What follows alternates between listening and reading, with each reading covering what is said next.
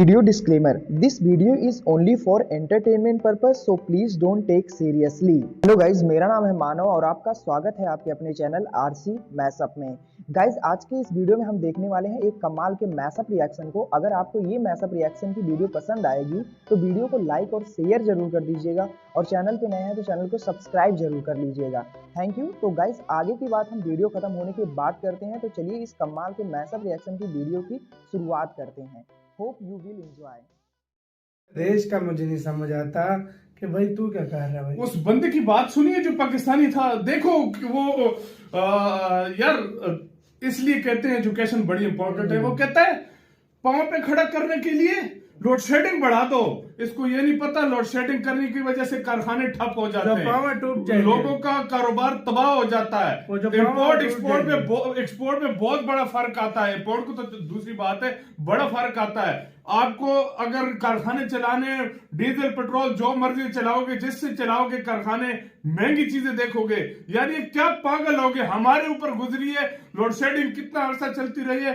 हमारे देश का बेड़ा गर्क हुआ है। क्यों हुआ? इसी वजह से हुआ लोड शेडिंग की वजह से। इसने फूकी भी है, मतलब इसलिए कहते हैं एजुकेशन थोड़ी जरूरी है। 4 लाख टन है और ये जो बांग्लादेश कह रहा है अब ये कर लेंगे वो कर लेंगे, 50,000 टन हिंदुस्तान से राइस इंपोर्ट करने की पूरे मोहम्मद यूनुस ये चाह रहे हैं कि जितने भी रशियन प्रोजेक्ट या इंडियन प्रोजेक्ट बांग्लादेश के अंदर लग रहे हैं उनको बंद किया जाए, क्योंकि जब से मोहम्मद यूनुस की गवर्नमेंट आई है सबसे पहले उन्होंने इंडियन प्रोजेक्ट बंद करवाए हैं, अब वो रशिया को टारगेट कर रहे हैं। मेरी राय में तो खुशाइन बात है ये बांग्लादेश के लिए, उनको ये स्टेप लेने चाहिए। लौड़ा लपाड़ा जो घरों से भागे में लौटे हैं, बाहर बैठे हैं, पाकिस्तान बैठे हैं, उन्होंने एक ऐसी पिक्चर ड्रा कर दी थी कि अब रिचर्ड गर्नैल जो है वो पाकिस्तान चलाएगा। This is how the picture was. हालांकि इन्हें शर्म आनी चाहिए। डोनाल्ड लू के पीछे अमेरिका का जो यार है गद्दार के नारे भूल गए हो तुम? In Bangladesh, it won't come down anytime soon, which is why the rice supplies from India are crucial and timely. But this delivery is about more than just rice supplies. This ship could potentially open doors and facilitate a much-needed reset in India's ties with Bangladesh. इसी तरह शायद बांग्लादेश का भी ये same वही problem है, वही crisis है जो आपने कहा कि वो कह रहे हैं जी कि रशिया इसमें करप्शन कर रहा है। तो अगर उनको रशिया की करप्शन आ रही है तो इंडिया के भी प्रोजेक्ट इसीलिए बंद हो रहे हैं कि वो भी करप्शन कर रहे हैं। तो उसी करप्शन को बचाने के लिए ही तो तख्ता उलट दिया गया वहाँ की हुकूमत का। तो बांग्लादेश की जो अवाम है, जो वहाँ के केयर टेकर हैं, वो यही सोच के फैसला।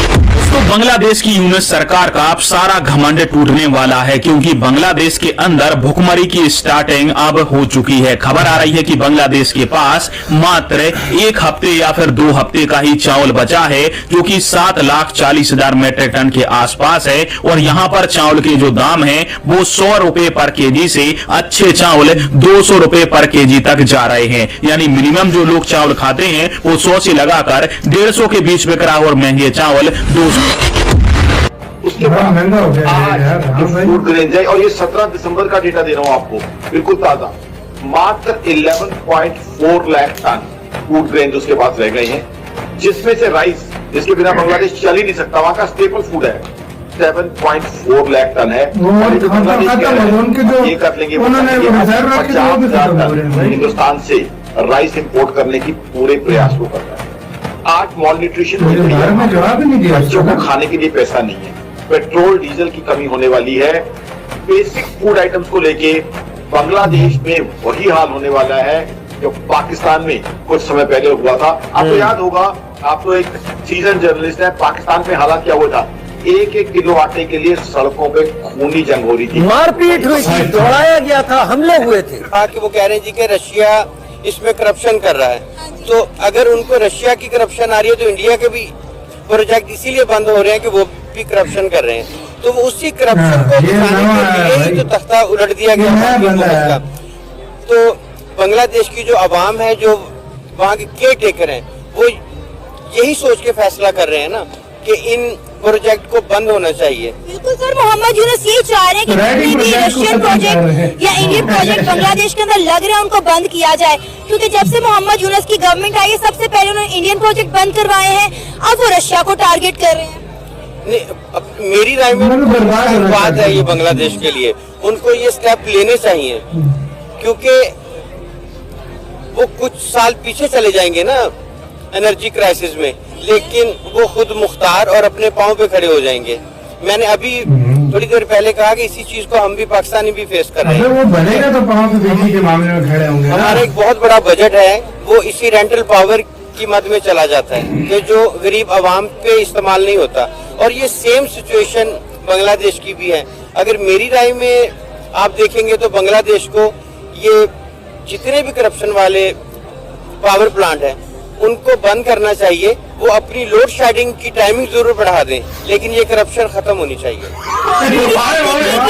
बिजली जो है सारी इंडिया से आती थी, उसके अलावा आप देखें कि ऑटोमोबाइल पार्ट्स भी इंडिया से आते थे, खाने पीने की अशिया भी इंडिया से आती थी, जो कि सब आना बंद हो गया। अभी रशियन पावर प्लांट लग रहा था जो इंडिया भी जिसमें जो है ताउन कर रहा था, लेकिन मुझे शायद लगता है कि वो इंडिया के साथ साथ बांग्लादेश को भी रगड़ा लगा रहे हैं। लेकिन मुझे लगता है कि बांग्लादेश जो है वो खुद अपने पैरों पे कुल्हाड़ी मार रहा है।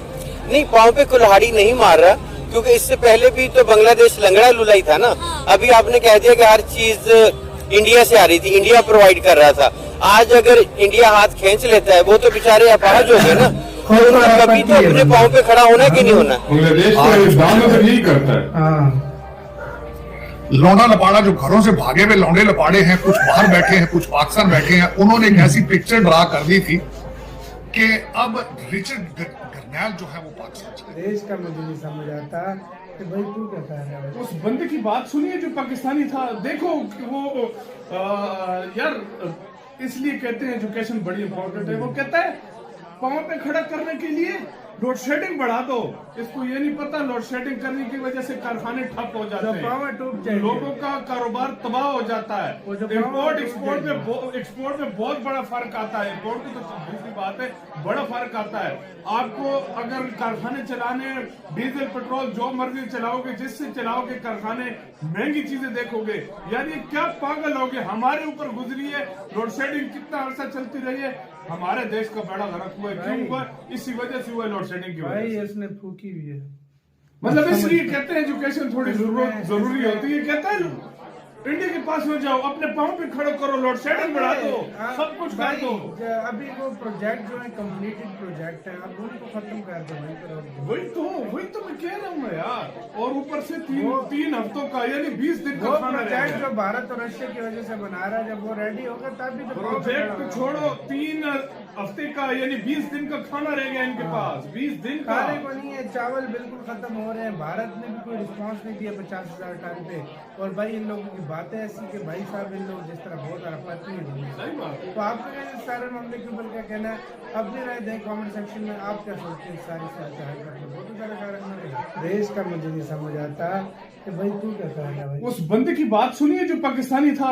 गाइज आपको यह मैसअप रिएक्शन का वीडियो कैसा लगा? अपने थॉट को नीचे वीडियो के कमेंट में जरूर बताइएगा। वीडियो पसंद आई हो तो वीडियो को लाइक जरूर कर दीजिएगा। चैनल पे नए हैं तो चैनल को सब्सक्राइब जरूर कर लीजिएगा। तो थैंक